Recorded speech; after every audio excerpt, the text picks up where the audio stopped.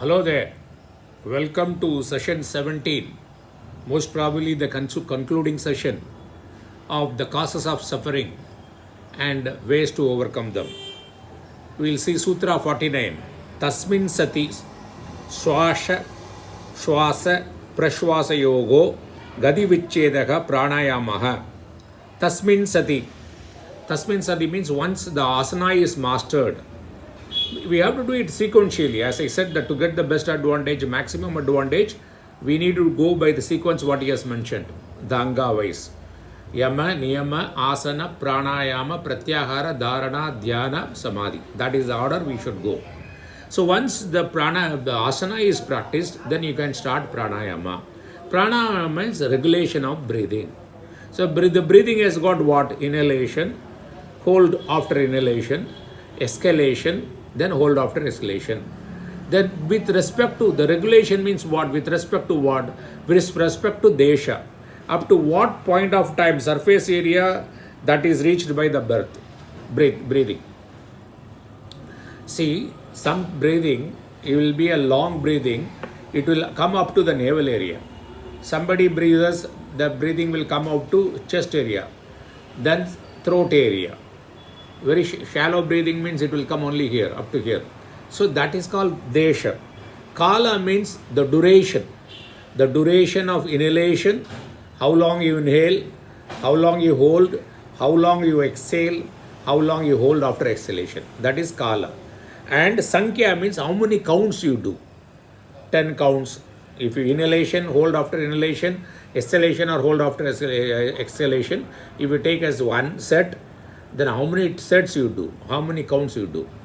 See, the inhalation and exhalation is there. The hold after is depending upon the constitution of the body. If you have pressure, it's not advisable that you should hold after inhalation. You can do hold after exhalation. So you need to consult a yoga teacher, But inhalation and exhalation, if you do normally, that you can do it all like alternative nostril breathing. That you can do it, no problem. Then Kapal Bhati, Brahmari Pranayama, Ujjayi Pranayam, where there is no, to be safer, on the safer side, holding after inhalation, avoid. You can hold after exhalation, that's not a problem. That regulation is mentioned in this sutra. Then in 251, Bahya Abhyantara Vishaya Akshepi Chaturtha. The fourth type of pranayama is very difficult to practice and more difficult to explain also, wherein you don't breathe externally, you don't breathe in or breathe out externally, the breathing happens within the body. It is known as Vasi Yoga. That needs a lot of practice. Once you achieve this level, you get a lot of siddhi.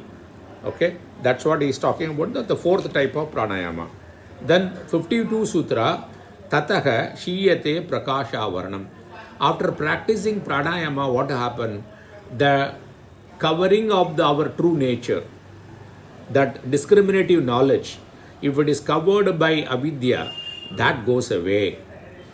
See, pranayama is very useful. Okay. Then Dharanasu Yogyata Manasaka. Then if you do continuously practice pranayama, you will be able to concentrate on a particular object for a reasonably long time. So in pranayama, in asana, Patanjali mentioned 3 sutra. For pranayama, you used 4 sutra. Then we will go to the next limb, Pratyahara. Swavishaya asamprayoge chittasya swarupa anukara iva indriyanam pratyahara. Indriyanam pratyahara means the control of the sense organs. How does he define? The senses will not go and it will not go and contact the sense objects. If you want only, you will do it. Otherwise, it will not get attracted by itself. The sense object will not pull you there because you have a control. That control is called sense control. That is called pratyahara. Then you will be as though the senses will resemble the mind. It is a very clean, plain glass. So whatever the mind says, it can see through that. So the mind control means sense control. If you have a good mind control, it is easier to sense control. The other way is also there. If you have a good self control, it helps to have a good mind control also. They are mutually like the horse and the reins.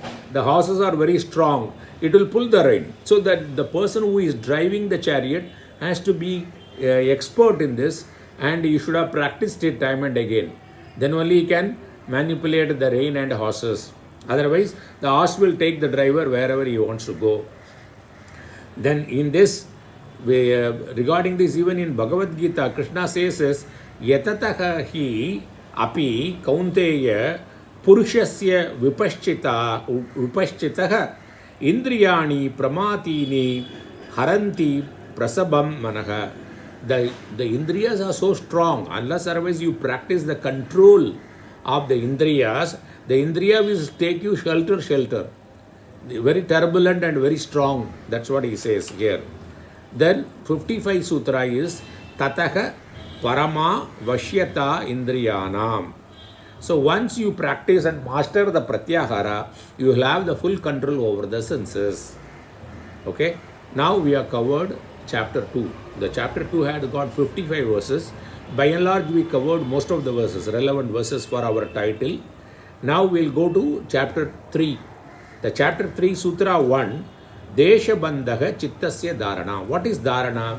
Dharana is the sixth limb, the concentration. What is concentration? Fixing the mind on one place, wherever you want to fix.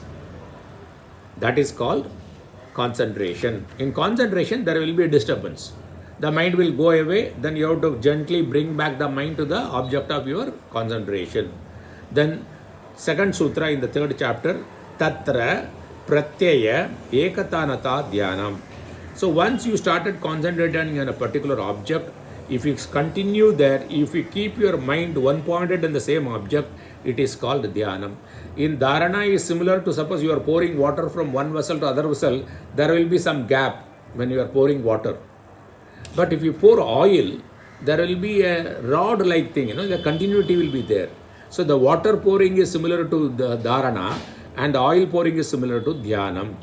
Then the third sutra, Tadeva Artha Matra Nirbhasam Surupa Shunyam Iva Samadhi. When you are doing Samadhi, when you are absorbed in Samadhi, see, as I said, that up to Dharana you can do by human effort. Then Dhyanam and Samadhi has to happen. It's like I said that you can prepare your bed, put AC, put the fan on, put the light off, but the sleeping has to happen. You can't say that I'll sleep right now. It's not possible, right? Similarly, that Dhyanam and the Samadhi has to happen, but you have to prepare up to the level of Dharana. So in the case of Samadhi, what is happening? The object of meditation only will be there. It will shine forth, and the meditator is as though he is absent. I have given the example that when you are watching a movie and so engrossed in the movie, you are sitting in a theater and you start crying in the emotional scene. You forget about your age and people sitting by the side of it. You are even forgetting that you are sitting in a theater.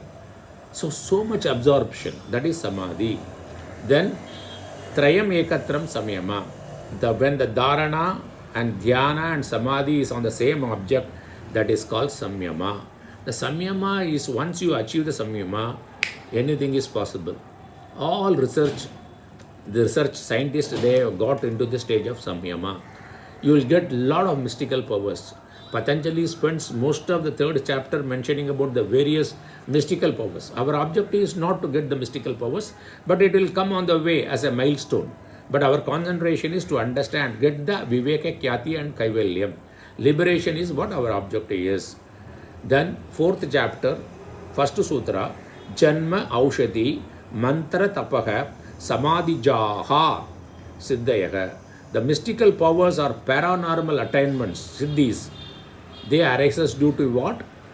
Janma. Because you have done pranayama, meditation, the samadhi, everything in the previous birth, when you take the birth, backed by the previous practices, you will get siddhi right from the birth.